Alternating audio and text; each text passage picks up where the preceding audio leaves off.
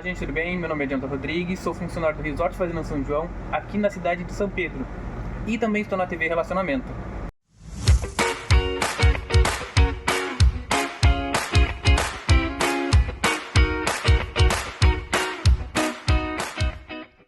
Bem-vindo, bem-vinda à TV Relacionamento, programa Noci Santos Talks, conversas que transformam. E aqui sempre vai ter um convidado para falar da sua estratégia de carreira, a sua profissão, como é que foi suas escolhas, como é que está o mundo hoje. Eu trabalho com desenvolvimento humano e converso com pessoas que estão nessa área e o mundo mudou, e não mudou pouco. E para falar desse tema hoje, eu trouxe aqui o meu amigo de alguns anos, Pedro Panos. Pedro, seja muito bem-vindo. Oi, Nossi, muito bom estar aqui, obrigado pelo convite. E a gente que construiu várias coisas juntos, aí estamos nessa oportunidade de trocar umas ideias que são bem pertinentes ao momento que a gente está vivendo aí. Esse momento de carreira líquida, falo, meu Deus, quando fala coisa líquida, me assusta, que parece que mal começou, já terminou. O problema é o líquido virar gasoso. O que Por não é isso, difícil, né? não O é que não é difícil. difícil. Por isso que não pode perder tempo, né, Pedro? A Exatamente. gente chegou uma novidade, a gente está aqui passando nesse momento de revolução tecnológica e com a chegada das IAs, então tem muita gente com medo do que vai acontecer com a sua profissão. Você que é de tecnologia, Pedro, como é que você está vendo essas mudanças todas?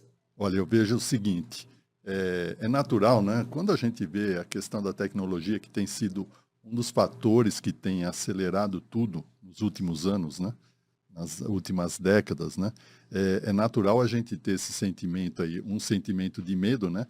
E o medo, ele pode ser uma proteção para a gente, né? Ou ele nos paralisa, ou ele nos obriga Eu espero que ele a se empurre. movimentar, né?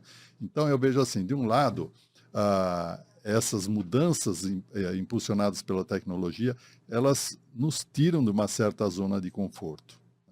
E isso faz com que a gente tenha receio de qual o próximo passo que a gente vai dar. Mas eu sempre vejo assim, a tecnologia ou essas grandes mudanças vai estar sempre presente o fator de ameaça e o fator de oportunidade. E aí é questão de a gente olhar para esses dois fatores, sempre olhando para dentro de nós mesmos, para ver como a gente olha para esses dois, e de preferência, né, eu gosto de olhar para as oportunidades, né? E é isso que eu divido com o meu público, com você que está vendo a gente aqui. Ameaça tem, mas vamos ver como neutralizar a ameaça, potencializando a oportunidade. Essa é uma boa deixa. Como que a pessoa faz para acompanhar todas essas mudanças, mantendo uma coerência? Porque uma coisa é eu fazer aquilo que eu gosto e me sentir no meu lugar. O outro, eu ser obrigada a uma mudança brusca. O que você recomenda aqui? O que a pessoa faz para ela se manter no mercado? Recomendar é difícil, né? A gente pode refletir e cada um vai escolher o seu melhor caminho, né? Eu vejo assim, sabe? Você falou uma palavra-chave, mudança. Eu sempre fui uma pessoa assim, me considerei resistente à mudança. Mas qual a resistência à mudança? A mudança que vinha imposta. Agora, Entendi. a mudança que vinha dentro de mim, eu sou super a favor e sou motivado por ela. Então, eu sempre procuro olhar o seguinte, o que a gente traz dentro da gente que pode provocar essa mudança positiva? Porque essa mudança vai fazer com que a gente busque os recursos que a gente precisa para fazer essa travessia da mudança, né? Então, um ponto importante que eu vejo, se é que a gente pode chamar de recomendação, né, é a gente procurar o máximo possível olhar onde a gente está, né, e para onde a gente vai, né? Porque senão a gente é levado, a gente é arrastado pela mudança, né? E aí você vai parar onde a mudança te levar. É bem Às aquela, né? vezes pode te levar para um lugar legal, às Às vezes vezes não, não. mude antes que precise. E aquela velha frase, né? Quem não sabe para onde vai, qualquer lugar serve, né? Pois é, Então, a exatamente. gente tem que procurar esse olhar, né, para a nossa essência, para o nosso interior, para perguntar o que eu estou fazendo aqui, qual que é a minha, o que eu posso usar aquilo que eu tenho de melhor, dos meus potenciais, dos meus talentos, para gerar alguma coisa bacana que possa fazer alguma diferença onde eu esteja atuando. Mas aí, Pedro, você trouxe uma coisa bacana que é essa questão do autoconhecimento. Primeiro é escutar o que vem de dentro, para depois você fazer a mudança. Mas isso não é muito complicado?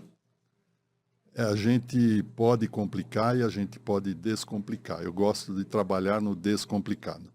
Eu vejo assim, pessoas buscam, muitas vezes, né, até em momentos de virada, se aprofundar num autoconhecimento, né? E eu vejo pessoas que vão fundo, fundo, fundo, fundo, né? E isso daí não tem fim, né?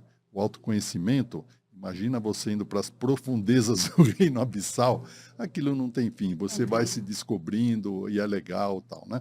Mas eu olho, quando eu procuro simplificar isso, não simplificar no sentido de banalizar, é levar para um lado do autoconhecimento aplicado, né? É como eu posso me conhecer a cada dia um pouco melhor, de forma que eu me posicione no mundo de uma forma mais adequada, que permita eu ser quem eu sou na minha essência, né? E enfrentar os desafios, né? Porque aí o que acontece? Quando a gente se desalinha, olha só, o mundo traz os desafios, né? Esses tsunamis todos, e a palavra-chave que a gente vê de uns tempos para cá é a adaptação. Adaptação, Só que a exatamente. adaptação tem um custo. Quando você se adapta a um custo tão alto de fugir dos seus valores, da sua essência, você começa a ter problemas, né? A gente vê questões de saúde mental, questões de depressão, ansiedade, uma série de coisas, né? Então, o que eu vejo que é muito, muito legal a gente trabalhar que princípios, que conhecimentos que é legal eu buscar, me conhecer, meus valores, meus princípios, aquilo que me move, né? E aí ir construindo e ver se aquilo que você está fazendo tem alinhamento com isso. E muitas vezes, né, essa jornada, ela é sempre mais descontraída e mais fácil quando você tem um suporte, você tem uma ajuda para te orientar. Porque sozinho a gente tem tendência ou de adiar, ou de simplificar, ou de fazer alguma coisa que, de repente, você está gastando energia desnecessariamente. É verdade. E quando você traz essa questão do autoconhecimento, que realmente não é tarefa fácil, é uma coisa para a vida inteira. Desde que eu descobri que isso existia, já faz um par de anos, eu nunca parei de me conhecer e tenho muito que saber a respeito de mim. E aí, quando a gente liga isso à profissão, tem muito a ver com a inteligência emocional. Como é que a pessoa sabe que ela está no lugar certo? Que sentimento que vem no corpo? Como é que o corpo fala, Pedro, quando você está no lugar errado? Olha, tem uma pessoa que entende isso de uma forma fantástica. Vou até citar como referência, tá? Ela está aqui na minha frente, a Nocilene. Mas olha, eu vejo da seguinte forma. Você falou assim, a gente fala de autoconhecimento, o outro componente é inteligência emocional. E uma coisa assim bacana que eu vejo, quando a gente fala a palavra inteligência, né? Porque fala inteligência emocional. Todos nós somos seres emocionais, né? Temos razão, mas a emoção ela bate forte, né? E a inteligência significa a capacidade que a gente tem de entender e interpretar essas emoções. Então, não existe a pessoa, você é inteligente emocionalmente. É como um QI. Você vai tendo níveis de QI e a pessoa vai se desenvolvendo para interpretar como ela se sente. E quando você tem um desalinhamento de emoção, você começa a ativar mecanismos nossos, né, do pensamento, do nosso cérebro, né, de começar a tomar poder de ações sem pensar, né? Então, quando a gente desenvolve a capacidade de trabalhar melhor as emoções, a gente começa a trazer para a consciência, para um nível de consciência mais alto, interpretar as situações e ver como aquilo impacta na gente. Pode causar... E assim, a emoção sempre é boa, né? Sempre é boa. O ponto é como eu trato essa emoção, né? E, de novo, aqui a gente falou em oportunidade, falou em autoconhecimento, e agora a gente linkando o autoconhecimento com oportunidade, como é que eu faço uma sinergia desse uso da emoção para potencializar o acesso às oportunidades, né? Exatamente. Esse que é o ponto que eu vejo interessante. Mas é tão interessante, quando a gente fala de profissão, de ambiente de trabalho, tudo isso influencia. As emoções, que não são só as nossas e a do outro também. Isso influencia na qualidade da comunicação também. E a comunicação, gente, não só a comunicação com o outro, a comunicação com você. Dessa linguagem do corpo que o Pedro está falando aqui, porque a gente tem um projeto juntos que a gente trabalha e a comunicação é um fator forte para nós, de entender a comunicação verbal e a não verbal também, porque essa é a mais verdadeira que Aham. tem. E, e aí, Pedro, usando isso tudo, aí chega a inteligência artificial. Esse momento que o mundo está virando de ponta cabeça. Nós sabemos que profissões vão deixar de existir, outras vão surgir. Como aproveitar essa oportunidade do que vai surgir? Olha, de novo, né? Sempre é ameaça e oportunidade, né? Uma coisa que a gente vê e tem sido recorrente é o peso da tecnologia nas grandes mudanças, né? Então, um ponto que eu vejo assim importante é a gente trabalhar nossa mentalidade para quem gosta, ótimo, quem não gosta, olhe com outros olhos, que é gostar da tecnologia. Gostar não significa ser expert em tecnologia, significa pensar na tecnologia como um recurso que nos alavanca, né? Acho que foi Aristóteles que falou, me dê um ponto e uma alavanca e eu movo o mundo, né? É a Exato. tecnologia, né? Então, como que a gente pode mover o mundo, né, com um superpoder que a gente tem na mão agora, que chama inteligência artificial, que se eu souber utilizá-la, né, eu posso dar saltos muito altos, muito legais, muito interessantes, né? E se eu não souber adequadamente fazer uso dessa tecnologia, eu posso ser novamente arrastado pelas mudanças, né?